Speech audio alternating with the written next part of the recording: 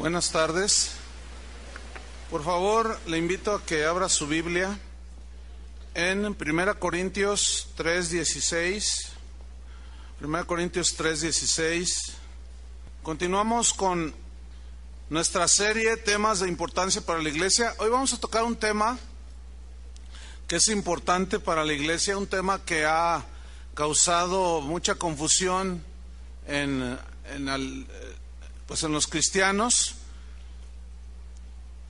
y vamos a abundar en ello. El tema es, con interrogación, ¿cristianos endemoniados? Es decir,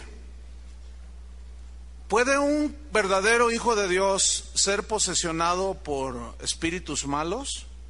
Esto ha causado mucha controversia porque se hace a un lado la palabra de Dios, pero vamos a demostrar con la Biblia la verdad acerca del tema, ¿de acuerdo? Entonces vamos a ver 1 Corintios 3:16. Dice, ¿no sabéis que sois templos de Dios y que el Espíritu de Dios mora en vosotros? ¿Qué somos? Dice, templo de Dios, y el Espíritu de Dios mora en nosotros. Ahora le hago una pregunta, nada más así, una reflexión. ¿Usted permitiría en su casa que entrara un ladrón, un asesino, un violador y que viviera en su casa?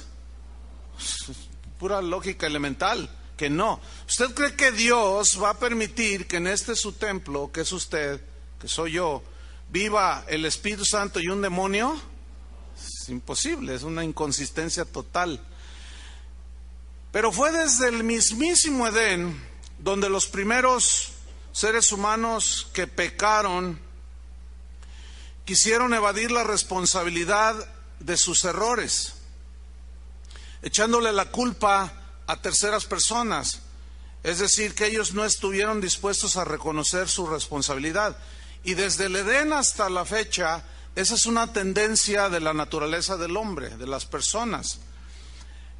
Cuando Dios le dijo a Adán, después de haber pecado, le preguntó, ¿qué has hecho? Adán le responde, quiero que noten lo que le respondió. La mujer que me diste por compañera me dio del árbol y yo comí. Quiero que noten que indirectamente le está echando la culpa a Dios. Dice, bueno, sí comí, pero es que la mujer que tú me diste me dio de comer y yo comí del fruto prohibido.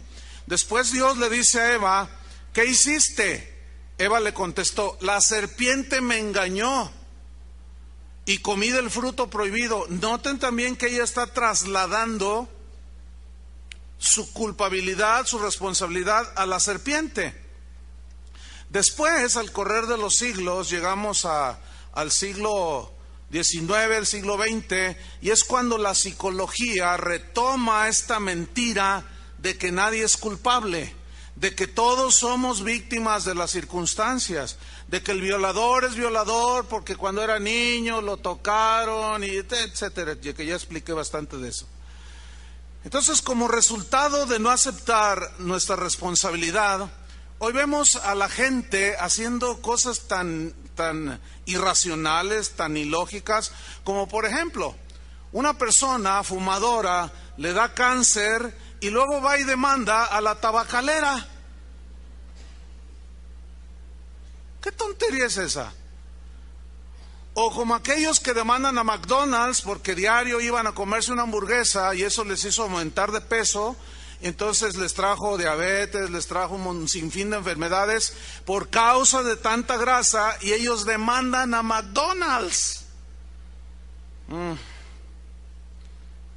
Los criminales culpan por sus actos a las circunstancias de su pasado, o el haber crecido de una familia disfuncional. Para atenuar el castigo, muchos de los delincuentes suelen argumentar, estaba borracho, estaba drogado, no estaba en mis 5 sentidos. Y los abogados, para evadir responsabilidad, le dicen al culpable del delito, le dicen, mira, voy a hacer lo posible por sacar un certificado de que estás loco, de que estás mal de tus facultades, para así aminorar la pena. Entonces hacen ahí sus chanchullas, siempre queriendo evadir la responsabilidad. Los homosexuales culpan de su desviación a la naturaleza. Ellos dicen, pues así nací, yo no tengo la culpa de ser una mujer atrapada en el cuerpo de un varón, así nací, así soy yo. Aunque se vean en el espejo y ellos vean que son varones, no, ellos dicen, no, es que yo nací así, nací pues con esa tendencia acá adentro. Entonces, todo el mundo culpa a alguien o a algo por la situación que vive o por sus conductas. Este síndrome yo le llamo el síndrome del chivo expiatorio. ¿Entienden esa frase, no? De tratar de buscar un culpable, así tipo policía mexicana. O sea, que quieran un culpable e inventan que Juan Diego es el culpable. Ustedes saben, ¿no? El chivo expiatorio. Bueno, ese síndrome del chivo expiatorio de buscar un responsable y no hacerme cargo yo de mi propia responsabilidad, no tardó en penetrar y meterse a la iglesia, ese síndrome. Aparte que, bueno, forma parte de la naturaleza humana.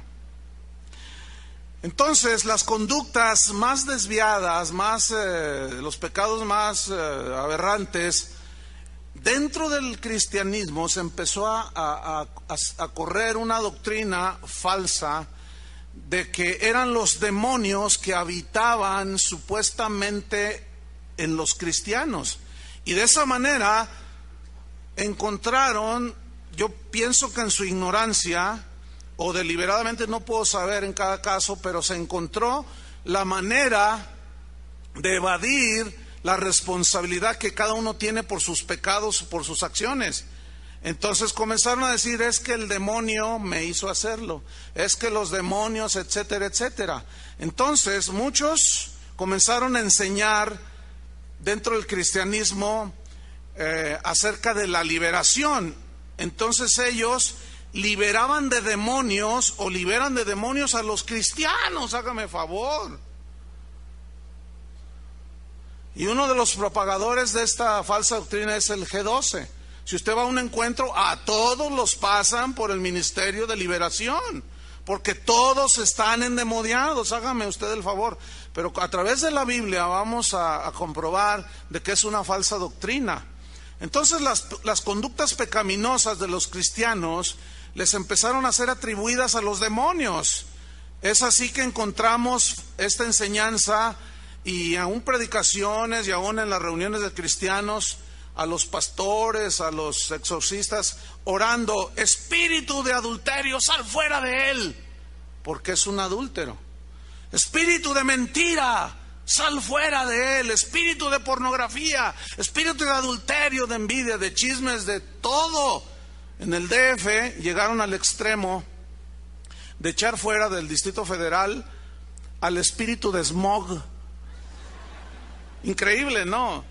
Parece increíble, es verdad. Esto fue a nivel público, se juntaron y empezaron a reprender al espíritu de smog, que ya los tenía ahogados. Se me hace que nos lo tiraron para acá a Guadalajara. ¿Qué cosas? No. Las conductas de cada quien es responsabilidad de cada quien. La realidad de todo esto es que el supuesto liberado del espíritu de adulterio, la realidad es que a los pocos días, una semana, 15 días, vuelve a hacer lo mismo, vuelve a caer en el mismo pecado. Entonces se confunde el exorcizado y va con el exorcista en turno y le dice, oiga, pues volví otra vez a cometer este pecado, y la respuesta simplista es, lo que pasa es que usted le abrió puertas al diablo y por eso volvió a entrar y ahora tomó 7 espíritus peores y ahora están en usted. Entonces el supuesto cristiano llega a la conclusión de que él no es el culpable de lo que hace, sino el demonio, ¿sí? Entonces se vuelve otra vez a esa práctica de trasladar nuestros errores, nuestros pecados, nuestras fallas, nuestras aberraciones a terceras personas, ¿sí? Nada más que ahora se agarraron a los demonios. Hay una historieta que me contó Chuy García por allí. No es nueva esta historia, pero cuenta que iba un exorcista de esos predicadores, de esos que hacen campañas, y dijo, este pueblo lo voy a ganar para Cristo. Entonces él va entrando al pueblo y ve que estaba el diablo ahí sentado, todo triste así. Entonces cuando lo ve, dice, reprendo. Entonces el diablo dice, ay, otro, dice. Entonces dice, ¿qué estás haciendo aquí? Le dice el exorcista ambulante, ¿no? Entonces dice, no, estoy muy triste, dice, porque de todo me culpan los cristianos. Que se les cayó el niño de la cama, es que fue el diablo. Que llegan tarde al trabajo, el diablo. Que se les descompone el auto, el diablo. Que se fue con otra, el diablo. Todo yo. Es una historieta nada más. Pero ojo, mucho ojo. Esto simplemente significa el hecho de que la persona sea liberada y luego vuelva a caer al mismo pecado, simplemente significa que no estamos tratando con demonios, sino con conductas pecaminosas que cada quien decide hacer de manera habitual. Ahora, pongan todo donde corresponde, ¿eh? Yo les voy a pedir que pongan mucha atención, porque es muy importante este tema. La actividad, por otro lado, la actividad de los demonios, de Satanás y sus demonios, ciertamente puede influir de una manera externa en la conducta de un cristiano, manchando su vestido blanco de la salvación. Pero la Biblia nunca habla de posesión demoníaca en un cristiano. Nunca. No hay un solo versículo que muestre, que nos enseñe que se liberó a algún cristiano de una posesión. Se habla del gadareno, se habla de otros, muchos endemoniados que estaban ahí en la Biblia, pero estos no eran hijos de Dios, no eran creyentes. Entonces, de entrada, no hay un solo texto que demuestre que un verdadero hijo de Dios habita el Espíritu Santo en una recámara y en la otra un demonio, y en el patio dos, y en el cuarto de arriba del interior del hombre otros 5 demonios. No, es una sola habitación, y el cristiano es templo del Espíritu Santo, y el Espíritu Santo mora dentro del cristiano, y el Espíritu Santo no va a permitir intrusos en su casa, así como usted no permitiría intrusos en su casa terrenal. ¿Me expliqué? Entonces debemos entender, por otro lado, que el factor que siempre estará presente en la vida de un cristiano es la tentación. Digan todos, tentación. ¿Qué es la tentación? La definición es incitación a hacer lo malo. Esa es la tentación. Y la incitación a hacer lo malo viene de 2 fuentes que nosotros los cristianos enfrentamos. Es decir, hay 2 fuentes de donde proceden las tentaciones. Pero la Biblia nos asegura que un cristiano es imposible que pueda ser invadido, o sea, penetrado por demonios que moren dentro, pero sí hay 2 fuentes de tentación que nosotros los cristianos enfrentamos. La fuente número 1 es la concupiscencia que habita, que mora en nuestra naturaleza humana. Cuando usted nació de nuevo, Dios puso una nueva naturaleza. Nacimos de nuevo. La vieja creación pecaminosa murió, y ahora el que está en Cristo, ¿qué? Nueva criatura es. Pero todavía tenemos este cuerpo de pecado, dice Pablo, que él veía una ley en sus miembros que lo quería llevar a la cautividad del pecado.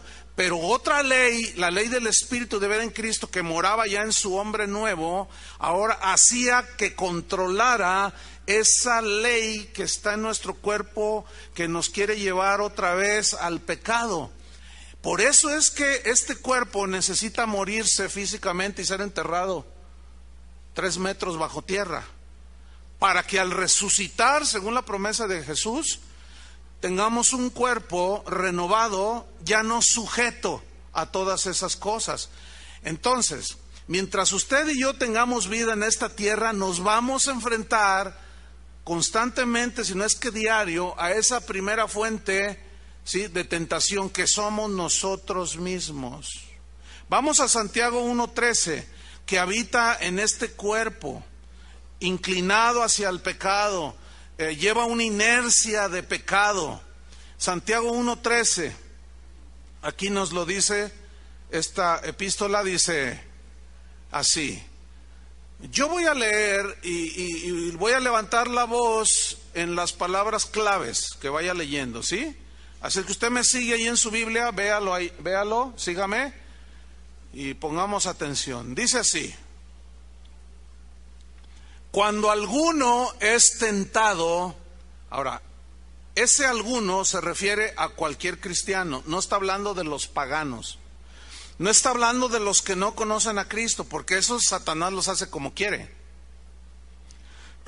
Entonces dice, cuando alguno es tentado, o sea, incitado a pecar, no diga que es tentado de parte de Dios, porque Dios no puede ser tentado por el mal, ni Él tienta a nadie. Es imposible que Dios te tiente para que tú transgredas las leyes que Él mismo puso y los principios que Él mismo puso. No.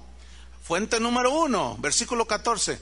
Sino que cada uno, tú y aquel, los que están arriba, todos los que son creyentes, cada uno es tentado cuando de su propia, ¿de quién? De su propia concupiscencia. ¿Qué es la concupiscencia? Son deseos pecaminosos que están en este cuerpo mortal, latentes, ahí están. Eso significa concupiscencia en el griego. Entonces dice, cuando alguno es tentado, sino que cada uno, es tentado cuando de su propia concupiscencia, de sus deseos pecaminosos que están latentes allí, es atraído y seducido. Ahora, en el versículo 15, Pablo usa una analogía del embarazo de una mujer. ¿Sí? Una mujer se embaraza y dura aproximadamente 9 meses de gestación y después da a luz un hermoso bebé, como los bebitos estos, ¿no? Había unos y yo les agarraba, pero me aprovechaba y les agarraba las mejillas o los cachetitos, decimos. No resistí la tentación. Ahora, fíjese el versículo 15 y cómo toma esta analogía. Dice, entonces, o sea, es atraído y seducido por su propia concupiscencia. Entonces la concupiscencia, o sea, los deseos pecaminosos, cuando te atraen y tú los estás ahí pensando y empiezan a seducirte y te empiezan a engañar, después que ha concebido, da a luz el pecado. Ahora, el dar a luz al pecado y el concebir y el dar a luz, entre esos dos periodos en esos dos episodios hay un periodo de tiempo. Concebir y dar a luz, así como la mujer concibe y no da a luz a la semana, ¿verdad que no? 9 meses. Bueno, así es el pecado, es una alegoría aquí. O sea, tú empiezas a pensar, ahí están 10,000 pesos, tú necesitas 10,000 pesos. Y es algo que dejó ahí tu patrón o qué sé yo, descuidado, y no sabe dónde los dejó y tú sabes dónde están. Entonces tú los necesitas, entonces tú dices, ay, pues esos me servirían. Ay, Señor, tú sabes, y estás ahí luchando con la tentación, ¿sí? Entonces, si tú sigues pensando que si tomas esos 10,000 pesos, entonces te vas a tu casa, regresas 4 días, 5 días y los 10,000 pesos siguen ahí y tú sigues pensando, entonces ahí ya concebiste, porque al siguiente día vas y los tomas y ya diste a luz, ¿qué? El robo, o sea, el pecado. Entonces dice, después que ha concebido da a luz el pecado, y el pecado siendo consumado da a luz la muerte. Hay que entender que la tentación en sí misma no es pecado. El pecado es cuando cedemos a la tentación. Jesús fue tentado de muchas maneras, pero nunca pecó porque no cedió a la tentación, aparte de que él no tenía en su cuerpo concupiscencia, porque él era Dios y él era santo. Versículo número 16. Amados hermanos míos, no erréis, o sea, no se equivoquen. Esa es la manera en que trabaja el pecado en nosotros. Nos engaña, nos seduce, pero no se da de la noche a la mañana. Un adulterio no se da de la noche a la mañana, ¿verdad? El hombre se fija en la mujer le coquetea, y el coqueteo puede durar una semana, 15 días, 3 meses, y después, oye, pues te invito a comer. No se da de la noche a la mañana. Entonces ya el adúltero duerme pensando en esa mujer ajena, se levanta pensando en ella, y está su esposa a su lado. ¿Qué sucedió? La concupiscencia lo ha seducido. Ha concebido ya la manera de hacer su pecado, y después da a luz ¿qué? El pecado. Y la muerte significa las consecuencias de ese pecado. Ahora, déjeme ponerle un ejemplo de esto en 1 Timoteo 6:9. De este principio, cómo es que trabaja la concupiscencia en nosotros, que es la primer fuente de tentación. 1 Timoteo 6, versículo 9.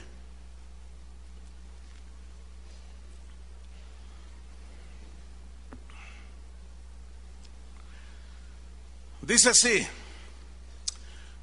Yo voy a leer y voy a resaltar las palabras principales o importantes en estos versículos, ¿de acuerdo? Ponga atención, dice. Porque los que quieren enriquecerse, querer es de la voluntad, ¿sí o no? Ok. Porque los que quieren enriquecerse caen en tentación y en enlazo. Me equivoqué, perdón. Son de esas equivocaciones terribles que a veces uno tiene, ¿no? Porque todos los que quieren, fíjense, todos los que quieren enriquecerse. Entonces, alguien que se quiere enriquecer es alguien que está pensando y dice, no, yo como de lugar tendré ese auto, tendré esa casa, tendré ese dinero, no me importa que robe. Y luego a veces está hablando solo y la señora le dice, oye, ¿qué estás diciendo? No me hagas caso. No, es que estaba hablando en voz alta. No, entonces ya lo atrapó, ¿me entienden? Ahora está hablando a cristianos, porque los que quieren enriquecerse caen en tentación y lazo, y en muchas codicias necias y dañosas que hunden a los hombres en destrucción y en perdición. Porque raíz de todos los males es el amor al dinero, el cual codiciando algunos se extraviaron, se desviaron ¿de qué? De la fe. Está hablando a creyentes, gente que está metida en las iglesias, y fueron traspasados de muchos dolores. Entonces yo quiero resaltar los que quieren. Pregunta, ¿hay algún demonio allí metido en un cristiano incitándole a que robe? De dentro se ha posesionado. No hay una mención de eso. Está hablando de que la persona cuya concupiscencia, todo ser humano, está ahí latente, y también en los cristianos, somos atrapados y seducidos. Por eso la Biblia dice, haced morir lo terrenal en vosotros, avaricia, y dice un montón de cosas que están latentes ahí en nosotros, cosas que podemos vencer por medio del Espíritu Santo que ahora mora en nosotros, y la nueva naturaleza, porque Dios nos ha dado un espíritu de poder, de amor y de dominio propio, ¿sí? Entonces, la tentación es de nuestra propia concupiscencia. Ahora, usted ha escuchado a cristianos, probablemente usted sea uno de esos que dicen, es que yo no puedo vencerlo, es que es más grande la tentación, es que yo quiero, el Señor sabe, conoce mi corazón, pero siempre termino haciendo lo mismo, no puedo resistir esa tentación. Bueno, aquí hay dos respuestas. Número uno, si usted es un pecador habitual, aunque usted venga a la iglesia, usted al salir sigue haciendo lo mismo que hacía desde antes que empezara a venir a la congregación. Usted no ha nacido de nuevo. usted no es hijo de Dios. Usted sigue siendo esclavo del pecado, porque es un practicante del pecado. Entonces, supongamos que usted sí es un verdadero cristiano y usted está allí y dice, ay, no puedo resistir a esta tentación, siempre caigo en lo mismo. Bueno, si usted es verdadero cristiano, usted necesita aprender esto. 1 Corintios 10:13.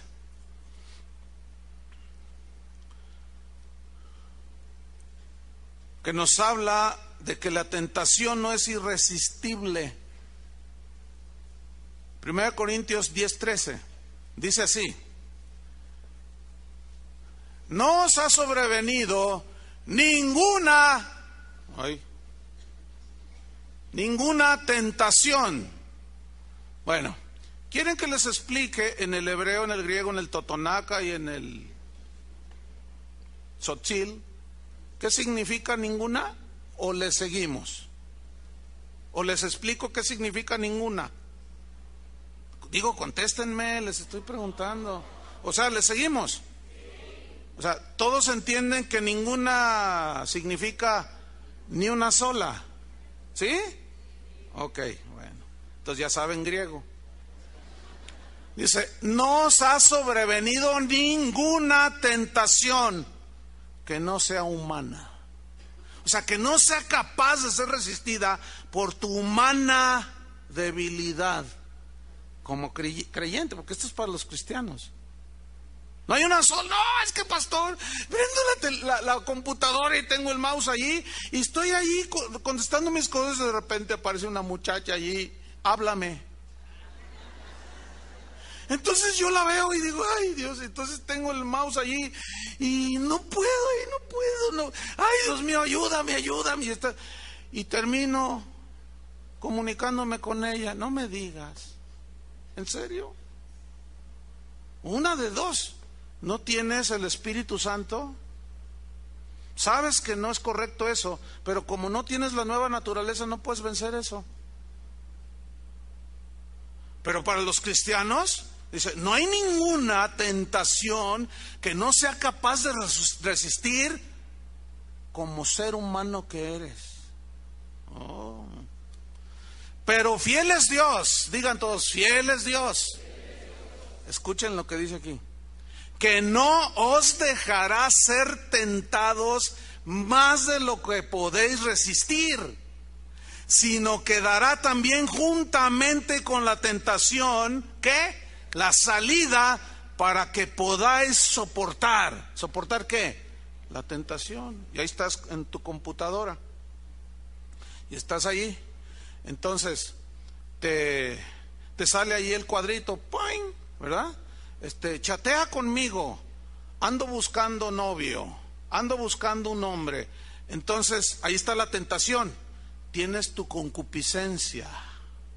Aquel que diga, no, hay que aceptarlo. Que en todos los seres humanos la concupiscencia son pasiones, deseos desordenados que nos llevan a pecar, unos de una manera, otros de otra, pero ahí están. Entonces tú estás ahí y ahí está la tentación, ¿sí o no? Vino de una manera externa. Tú no puedes evitar eso. Pero Dios te va a dar la salida para ese chateo con esa mujer ajena. ¿Sabes cuál es la salida? Un clic en el mouse. O sea, este dedo. A ver, todos háganle así. Ahora háganle así.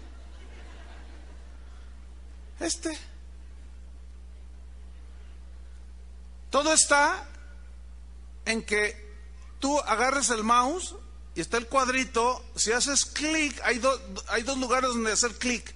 Donde está una cruz rojita o donde está el icono. Solo hay dos. ¿En dónde le vas a dar el clic? ¿Cuál es la salida? Es el clic rojo. A ver, vamos al razonamiento así simple lógica. ¿Dónde es la salida de este auditorio? Por allá arriba, ¿verdad? O sea, si tú tienes que salir, ¿por dónde sales? Por la salida más lógica. Si tú eres hijo de Dios, ¿cuál es la salida más lógica? Por el amor de Dios, ¿cuál es la salida más lógica? ¿Qué dijo José cuando aquella mujer en Egipto se le ofreció, la esposa de un hombre importante, y ella era una mujer impía? Se quiso acostar con él. ¿Y qué dijo él? Dice la Biblia claramente, y él no quiso. Le dio clic en el rojo y la eliminó. Entonces, escúchenme, dejemos ya de echarle la culpa a los demás, y que no puedo porque aquello es más fuerte que yo, y es que me estuvo insistiendo, no, es porque tú quisiste. Y si tú quisiste, tú debes de hacerte cargo y responsable de tus decisiones, porque la Biblia es clara de cómo es que somos tentados. Entonces uno puede decir, es que ella me presionó, es que ella me estuvo diciendo, es que me echaba ojitos. Pues tú le hubieras hecho como los luchadores, ¿verdad? No. Juntamente con ¿cuál era la salida para José cuando aquella mujer se le ofreció? No quiero.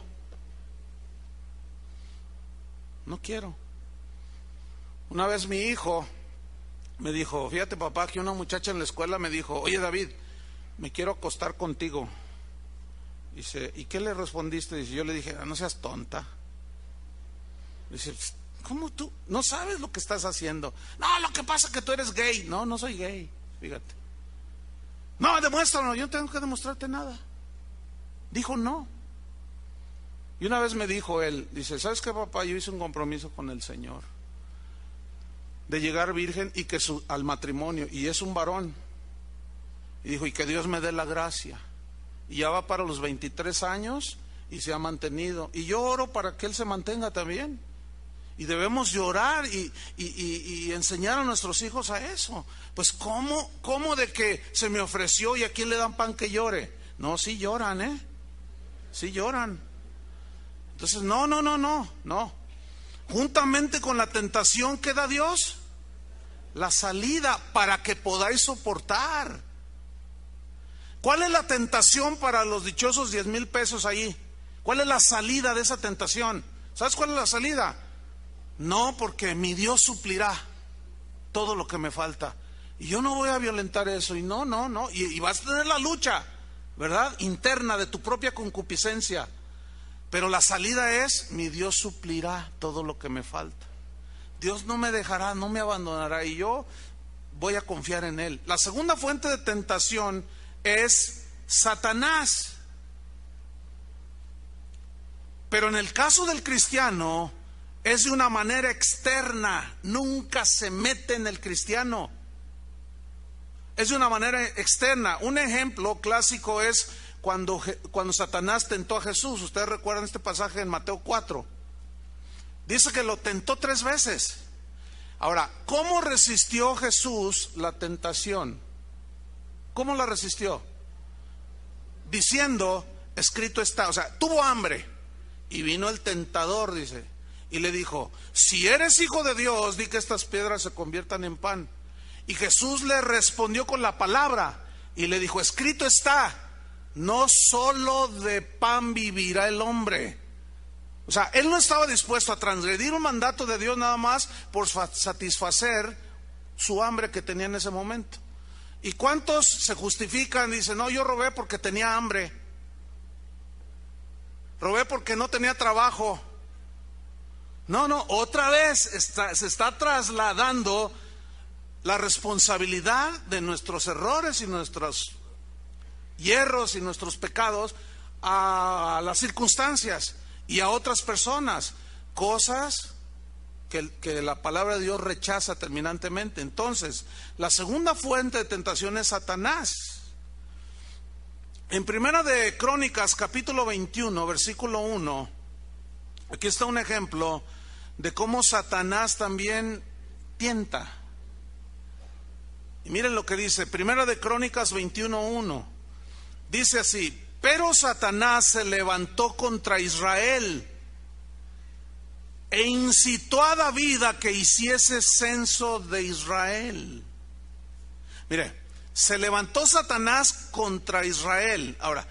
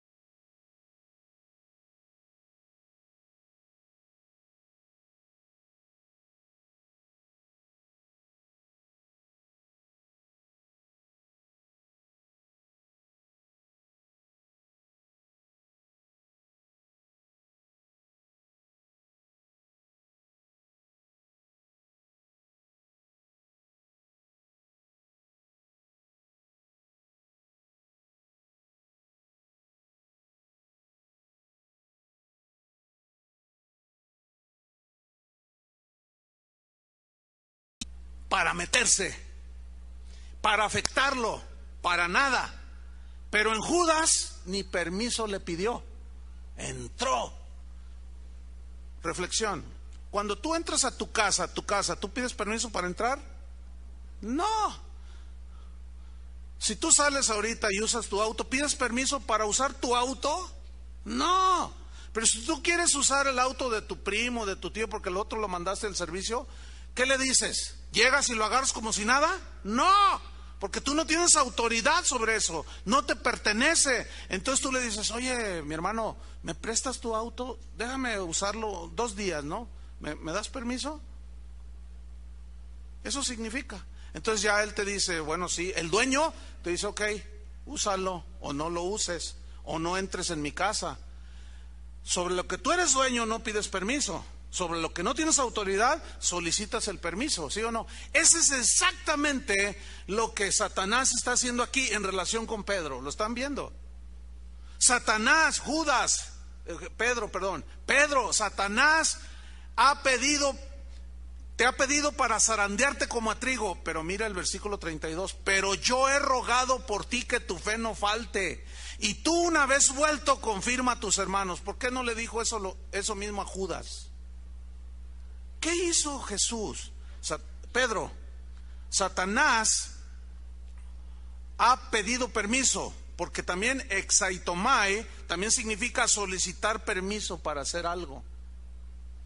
Entonces lo que Jesús le está diciendo a Pedro: mira, Pedro, ven para acá. Satanás me pidió permiso porque te quiere zarandear como a trigo. Y se imaginan, Pedro estaba entendiendo perfectamente todo esto, Nosotros necesitamos una explicación. Entonces imagínense los ojos de Pedro así, abriéndolos a todo. Y pues le di permiso, fíjate. Versículo 32. Pero Pedro, no te preocupes, yo ya rogué por ti, estás seguro en mi mano. Pero eres tan autosuficiente, eres tan soberbio, eres tan orgulloso, tan confiado en ti mismo, que el mismo diablo, a veces Dios lo usa para sus propios propósitos. El otro día, el viernes, traje unas cosas pesadas. Entonces me ayudaron a subirlas a mi camioneta. Una pesaba como 40 kilos, otra como 60, unas cosas que traje. Entonces ya llegué. Entonces les llamo a los de mantenimiento y les digo: tráiganse, ¿dónde está el diablo? Y me ven así, aquí hasta el diablo sirve. Tráiganme al diablo. Pues el diablito, hombre, el diablito, no se asusten, hombre.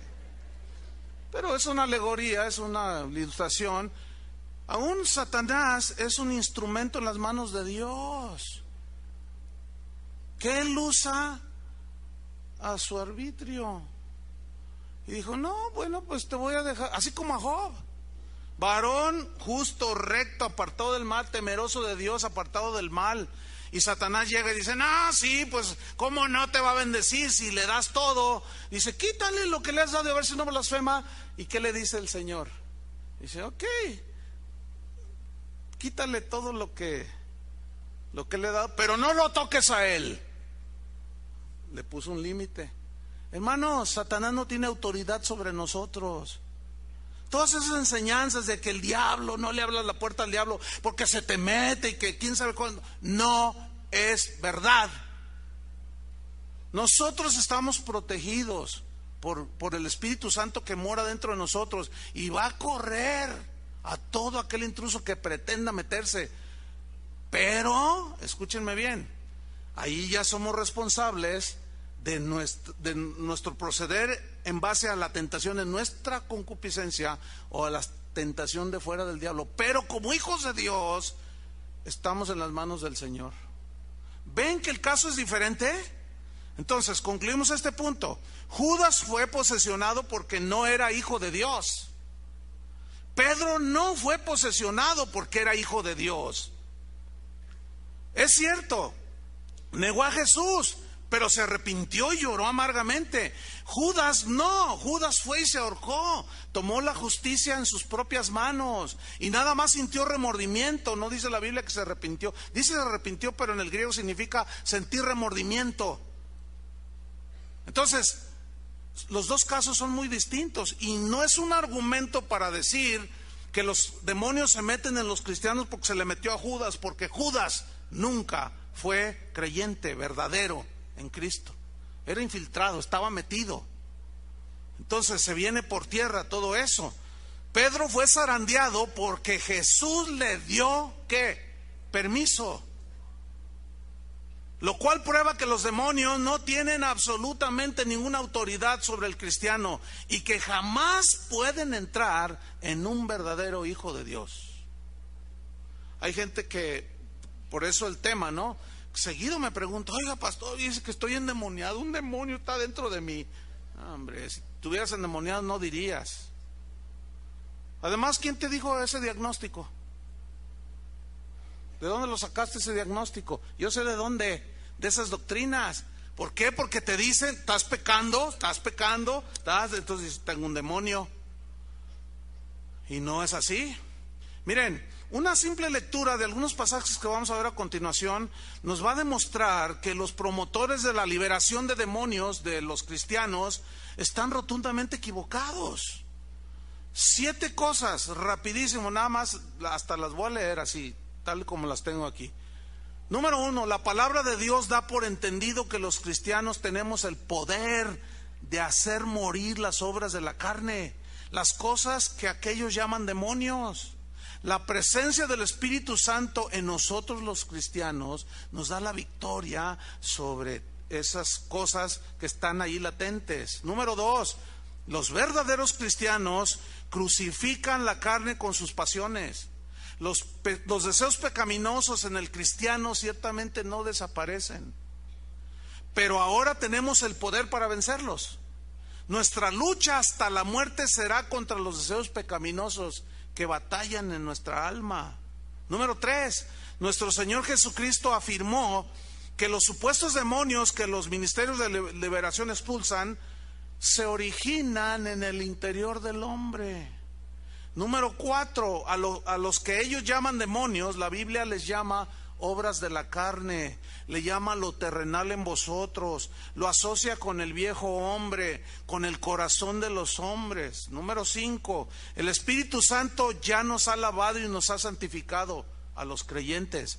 Si el pecado continúa en una persona en forma habitual, lo más probable es que tal creyente, entre comillas, no ha nacido de nuevo todavía. Número 6, la palabra demonio, así como las instrucciones para llevar a cabo una liberación, entre comillas, brillan por su ausencia en la Biblia entera. No hay mención alguna de esa falsa creencia. Y número 7, el cristiano puede pecar, sí es cierto, pero él es el único responsable por hacerlo. A estas alturas ya lo entendemos, ¿no es cierto? Nosotros somos los únicos responsables. Ningún agente externo puede ser culpado por el pecado cometido por un cristiano. No, la palabra de Dios nos considera responsables por nuestras faltas. Y para terminar vamos a ver 3 versículos, vamos rápido. Colosenses 3, versículo 5.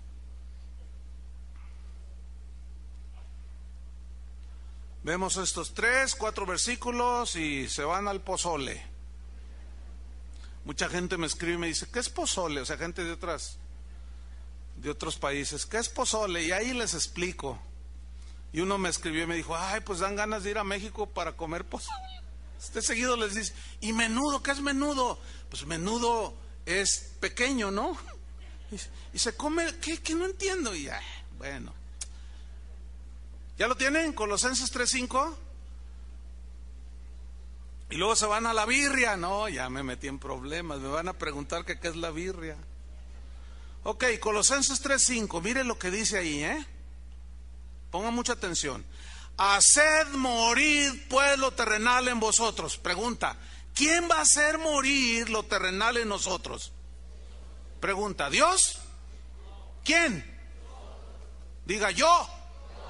Ahora, ¿y por qué dice que ahora yo puedo hacerlo? Porque ya se nos dio una nueva naturaleza.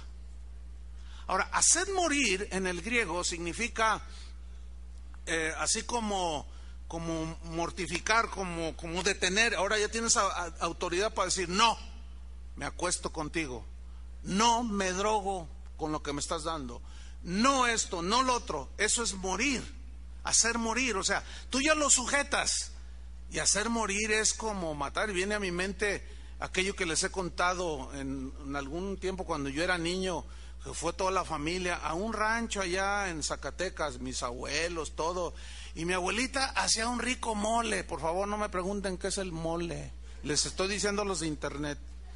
Es un platillo mexicano, y hacía un mole delicioso la abuelita, la mamá de mi papá. Entonces llegamos ahí al rancho, y todos los hijos y los mamá, háganos un mole. Bueno, sí, les hago un mole ahorita. Entonces yo andaba con 3, 4 de mis primillos de 8, 10 años. Dijo, niños, agarren las gallinas. Y ahí andaban las gallinas, ¿verdad? Y ahí vamos detrás de las gallinas, y nos pusieron una arrastrada, no nos podíamos atrapar. Finalmente las atrapamos y se las pusimos, y había un corralito así pequeño, y ahí las pusimos. Entonces ya preparó las especies y todo, y estaba allí. Entonces dice, yo vi cuando agarra una gallina. ¿Saben cómo se usaba en ese tiempo? No sé ahora. Que la agarra del pescuezo y empieza la abuela. Y yo me asusté. Yo no había visto que hacía con las gallinas. Yo era un niño. Y la gallina entonces la pone ahí en un pedazo de tronco, y con un machete le corta la cabeza. Yo dije, yo no quiero mole. Escúchame bien, se da risa y todo, pero la ilustración es aplicable. Eso es hacer morir. Usted retuércele el pescuezo, ¿me entiendes? O sea, agárralo así y todavía dale con la palabra y córtala. Córtalo en 2 y mátalo. Pues escúchame bien, porque si tú, o en este caso de la abuela, si ella no mataba el pollo, no nos lo podíamos comer. ¿Sí? Escúchame bien, si tú no haces morir lo terrenal a ti te va a matar. ¿Lo entendieron? Haced morir pues lo terrenal en vosotros. Escuchen, fornicación, impureza, pasiones desordenadas, malos deseos y avaricia, que es idolatría. Escuchen, cosas por las cuales la ira, el enojo de Dios viene sobre los hijos de desobediencia, en las cuales, cosas esas que menciona, vosotros también anduvisteis. Miren eso, anduvieron en otro tiempo cuando vivían en esas cosas, pero ahora dejad también vosotros todas estas cosas. Otra lista: ira, enojo, malicia, blasfemias, palabras deshonestas de vuestra boca. Hermano, yo soy norteño y yo así hablo. No, yo soy de Alvarado, Veracruz, dice otro. Y yo no lo hago con malicia. Pero a ver, hijo de su tal por cual, venga para acá, mijo. No, ¿qué pasó, hermano? O sea, ¿cómo te atreves? O de plano, ¿qué? Es que así soy. No, espérame. ¿Cómo que así soy? Y lo peor, así me hizo Dios. No digas blasfemias. No inventes. Así no te hizo Dios. ¿O sí? La Biblia es clara. En Eclesiastés, en el último versículo, dice: yo solo veo una cosa. Dios hizo al hombre perfecto y él buscó perversiones. Y otra vez le echamos la culpa a todo el mundo. A todo el mundo. Y no es así. Pero ahora dejad vosotros también. ¿Quién lo va a dejar? Y ahí está, ¿verdad? La hermana. Ay, hermano, pues es que yo he orado mucho para que Dios me quite el cigarro y no me lo quita. No te hagas, no os hagáis, para que se entienda en cristiano. Y que es que yo he orado, usted no se imagina, hermano, 2 cajetillas tan caras, pero yo oro y Dios no me lo quita. Y luego me dicen a mí, ¿qué hago? Y yo les digo, es bien fácil, cuando vayas a la tienda no compres. Ahora, están esperando que Dios venga y se los quite de... Ok, te lo va a quitar de tu mano y tú vas a ir a la tienda y vas a comprar otra vez. No, ¿dónde está la responsabilidad? En uno, es porque tú quieres. Es que el doctor dice que la adicción... Escúchenme bien. ¿Cuántos de ustedes, cuando se convirtieron, dejaron así, ¡sac!, el cigarrillo? Levanten su mano. Yo fui uno de ellos. Y los que todavía se echan sus... Están... Imagínate el Espíritu Santo todo fumigado ahí. No, suena así medio chistoso, pero no es mi intención. No. Obviamente no es así. Pero hermanos, somos templos del Espíritu Santo. No esperes de que Dios te va a quitar. No. Ya te dio una nueva naturaleza. Y tú y yo somos los que dejamos eso. Es que no puedo dejar de ver pornografía. No puedes. No quieres. Ese es el punto. No quieres. Y se les ve en la cara que están entendiendo. Se les ve en la cara que están diciendo, ¿y ahora quién le echa la culpa? Y ahora ya al perro. Si el perro hablara, un día me dijo mi hija, si los perros hablaran, papá, dicen todas las indiscreciones de la gente. Pero son bien fieles, son más fieles que nosotros. Miren lo que dice, versículo 9. No mintáis los unos a los otros, habiéndoos despojado del viejo hombre con sus hechos, y revestido del nuevo, el cual conforme a la imagen del que lo creó, se va renovando hasta el conocimiento pleno. ¿Se va qué? Renovando. Entonces eso de que así soy y así me hizo Dios ya cayó por tierra. Dos textos más. Gálatas 5:19, rápido. Ya casi nomás los leemos. Lo que algunos dicen que son demonios, que son espíritus demoníacos, la Biblia dice que son pecados de la carne. Ahí va. Gálatas 5:19. ¿Son demonios o son pecados que nosotros decidimos hacer? ¿Qué dice la Biblia? Gálatas 5:19. Y manifiestas, ¿ya lo tiene? Son las obras de los demonios en las personas, que son adulterio, fornicación, ¿así dice? Manifiestas son las obras de la carne. ¿Sabe qué significa carne aquí? De la naturaleza del hombre. Manifiestas, evidencias, ¿sí? ¿Cuáles son esas obras de la carne que son manifiestas? Adulterio, fornicación, inmundicia, lascivia, idolatría, hechicerías, enemistades, pleitos, celos, iras, contiendas, disensiones, herejías, envidias, homicidios, borracheras, orgías, y miren, dice Pablo, y todo lo que se le parezca a eso, cosas semejantes a estas. Como una persona que me escribió y me dijo, pastor, me dijo, mire, yo fumo marihuana, yo soy cristiano, fumo marihuana, dijo. Yo sé que a lo mejor escucha este mensaje, no voy a decir el nombre ni nada, no, pero nada más es un ejemplo, para que vean en la ignorancia. Pues yo le escribí y él dijo, no, entiendo, pastor. Pero su correo era, pastor, yo fumo marihuana y a mí no me domina la marihuana. Yo voy a la iglesia, dice. Y, a ver, dice, si es malo fumar marihuana, dígame un solo versículo, me dijo. Si usted hablara conmigo cara a cara, usted no se daría cuenta que yo fumo marihuana. Y la marihuana, pues Dios la hizo, ¿no?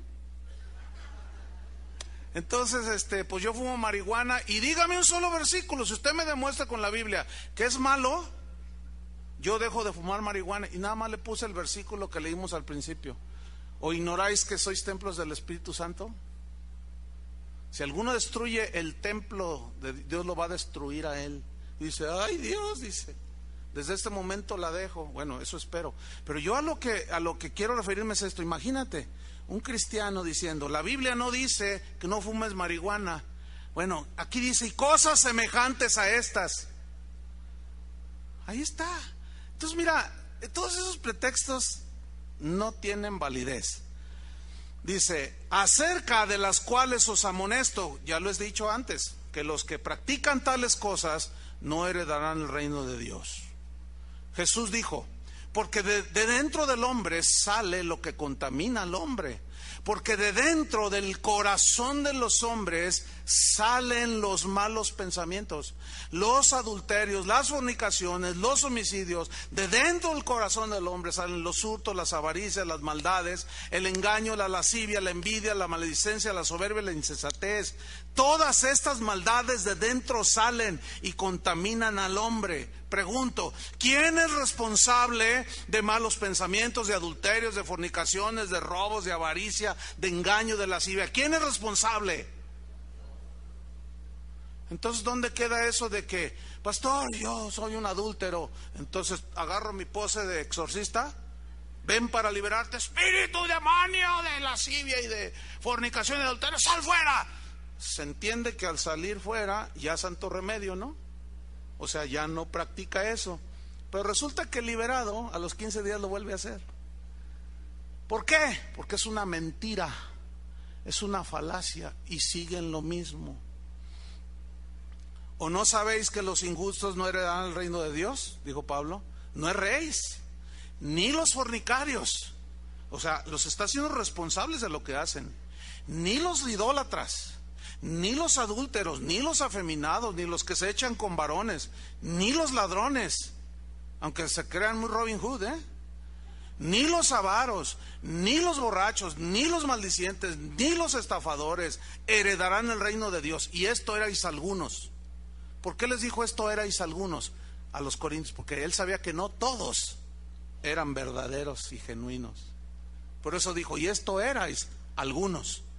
Y esos algunos que son verdaderos hijos de Dios han sido lavados, han sido santificados y han sido justificados en el nombre del Señor Jesús y por el Espíritu de nuestro Dios. ¿O ignoráis que sois templos del Espíritu Santo y que el Espíritu mora en vosotros?